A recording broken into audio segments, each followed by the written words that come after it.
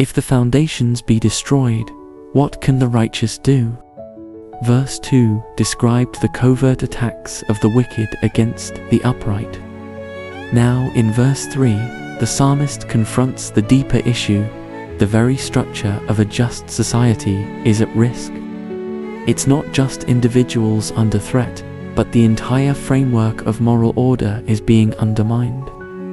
This verse transitions the psalm from the visible actions of the wicked to the philosophical and spiritual implications of a society abandoning righteousness. If the foundations be destroyed, this phrase raises a sobering hypothetical. What happens when the very principles that uphold justice, truth, and righteousness, like law, order, and godly authority, are overthrown or corrupted? The foundations refer to the moral and spiritual pillars that support society and the lives of the godly. If these crumble, the environment becomes hostile to righteousness. What can the righteous do? This is not a cry of despair, but a rhetorical question that emphasizes the severity of the situation. When everything around the righteous seems to collapse, when corruption, deceit, and violence prevail, it appears the godly have no recourse.